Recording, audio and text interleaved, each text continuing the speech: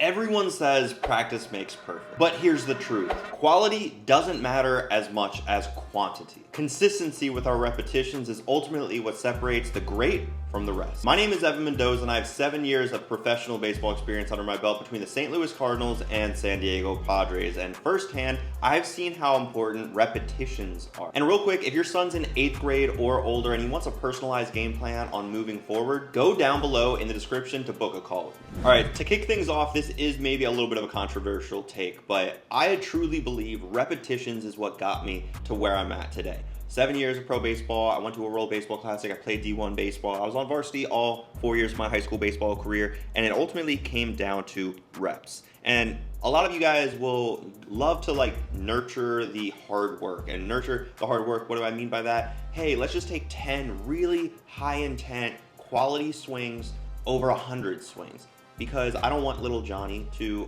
overwork. I don't want him to work too hard. I don't want him to get burnt out. These are all common concerns that I hear from parents just about every day. The matter of fact is, good old Tiger Woods, for example, his number was 1,000. 1,000 what? 1,000 club contacts per day. 1,000, all right? So ultimately, yes, it is going to matter as far as the intent behind each and every rep. You can't just be bashing golf balls at the driving range 1,000 times, right? And this is 1,000 total. For the game of golf, obviously putts count as contacts, but this really emphasizes the point that I'm trying to make, where repetitions matter. And my dad would always tell me the repetitions that I'm putting in each and every day, I'm not just competing against your typical high school or college player, right? I'm truly competing against the pros, the minor leaguers, the big leaguers. I'm competing for those guys one day, because there will be a point in time I jump from high school to college, I jump from college to pro, and guess what? When you're playing against guys that are 5 or 10 years older than where you're at currently, that's going to happen. Obviously, in professional baseball, there's going to be players that, in your first couple of years, you play and your teammates have a wife and kids and a family. It's a little bit unique, right? Because that happened to me. Right after I got drafted out of college, I had some teammates that were old in my sense, right? But either way, you're not competing just against high schoolers, you're not competing against college players, you're competing against these professional athletes who, guess what, play usually around 162 games per year, right? And guess what they do every single day before a game, and not only before the game, but before they even start their practice for the day? Well, they take swings, right? And we're just using swings as an easy example. Obviously, if you're a pitcher, it could be different, right?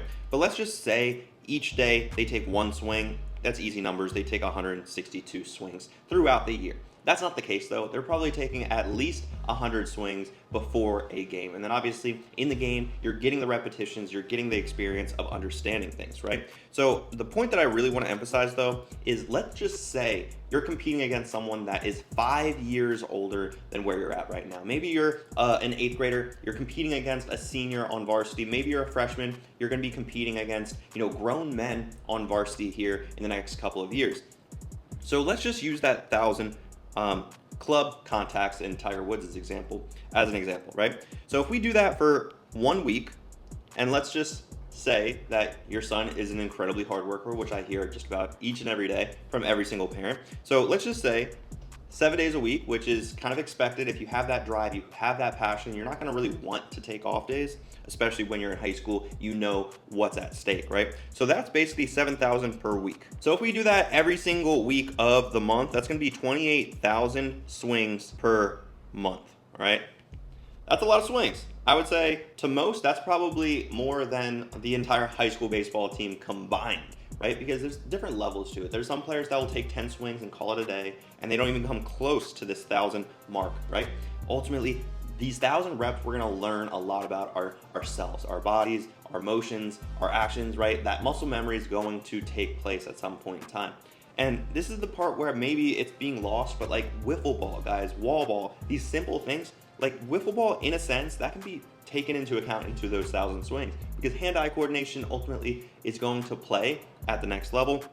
If you have that coordination, that's ultimately going to help you out a ton. All right, so now let's say that we stay on this track every single day for a good 365 days throughout the year. Well, guess what? Now we're working with 1,456,000 swings. I can tell you one thing, if you take 1.5 million swings almost, you are going to be a better baseball player.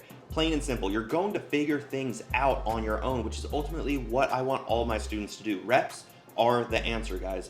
And what I see a lot of times is we get into this old school mindset of going to a private instructor one time a week, and we get maybe we'll get 100 swings, which is still only 10% of this 1,000 mark, right? And we think that that's going to be enough for the entire week. Maybe we do that a couple times a week, but either way, doesn't even compare to the amount of true work that you need to put in. And this is where I always emphasize it to all my students. You have to be able to be a go-getter on your own. You have to be able to get these swings in on your own. You can't expect anyone to be holding your hand over 1.5 million swings throughout the year. If you expect someone to be along your side along this journey, and this is another message, right?